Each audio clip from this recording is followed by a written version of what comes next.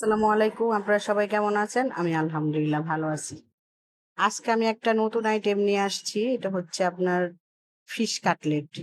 রুই মাছ দিয়ে করছি। ১ম এ ভাবছিলাম পাঙ্গাস মাছ দিয়ে করব। পরে দেখলাম পাঙ্গাস মাছ নাই ফ্রিজে। তারপরে রুই মাছ দিয়েই করলাম। তো ১ম এ মাছটাকে আমি একটু তেজপাতা আর হচ্ছে হলুদ দিয়ে একটু সিদ্ধ করলাম লবণ দিয়ে। পরে এটাকে ঠান্ডা করে সুন্দর করে কাটা বেছে আর একটু মাছটাকে ঝুরা, ঝুরা করে রাখলাম। আর এইখানে আপনার এই ফিশ কাটলেটে আপনারা লেবু ইউজ করবেন না, তাহলে টেস্টটা অন্যরকম হয়ে যাবে। ওর যে রিয়েল একটা স্বাদ সেটা আর থাকবে না।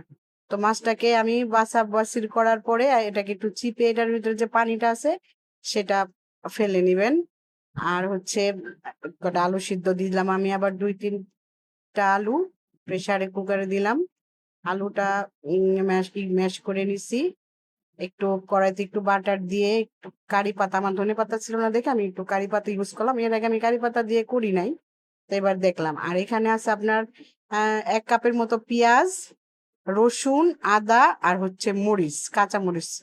আর রসুন কুচি আদা কুচি দিলে এটার ফ্লেভারটা ভালো আসে। আমি পেস্টটা ব্যবহার করি নাই। তো এটাকে একটু ভাজা ভাজা না, বাটার মধ্যে যতটুকু বাটার ছিল ওটুকু মধ্যে শুধু নাড়াচাড়া, একটু পানিটা শুকানো আর কি, ভালোভাবে অনেকক্ষণ নাড়াচাড়া করবেন। তারপরে হলুদ মরিচের গুঁড়া ভালো করে দেওয়ার পর অনেকক্ষণ নাড়াচাড়া করার পর মাছটা দিয়ে দিলাম। মাছটা দিয়ে একটু নাড়াচাড়া করার পর তারপরে দিলাম হচ্ছে আপনার আলু আলু দিয়ে এটাকে ভালো করে এটার মধ্যে মিশাতে হবে। চুলার আঁচটা মিডিয়াম না, মিডিয়াম থেকে একটু লো থাকবো, যাতে পোড়া না লেগে যায়, কারণ যেহেতু এর মধ্যে কোনো পানিও নাই তেলও নাই, হালকা তেল। তো এরপর অনেকক্ষণ ভালো করে মিশানোর পরে যখন আপনার মনে হবে যে এটা শুকনা শুকনা হয়েছে, তো এর মাঝে আমি একটা মশলা করেছিলাম। আপনার তেজপাতা, সরি তেজপাতা না, গরম মশলা, মানে দারচিনি, এলাচ আর হচ্ছে ২টা শুকনা মরিচ, ১ চামচ জিরা, ১ চামচ ধনিয়া আর হচ্ছে গোলমরিচ, ওটা ভেজে ওটার ভাজা মশলাগুলো উপরে দিয়ে দিলাম। আর এখানে বিস্কুটের গুঁড়া আছে, আমার ঘরে ব্রেড ক্রাম ছিল না।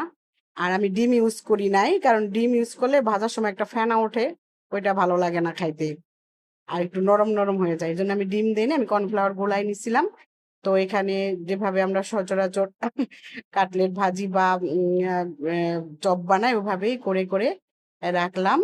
তারপরে আপনার ভাজা ভাজি যে এইভাবে একটু ফ্রিজে রেখে দিয়েছিলাম, একটু নর্মাল ফ্রিজ একটু শক্ত হওয়ার জন্য। তারপর খাওয়ার আগে গরম গরম ভাজা। এই হচ্ছে আমার ফিশ কাটলেট আজকে। খুব মজা হয়েছে। খুব মজা হয়েছে মানে খুবই মজা হয়েছে।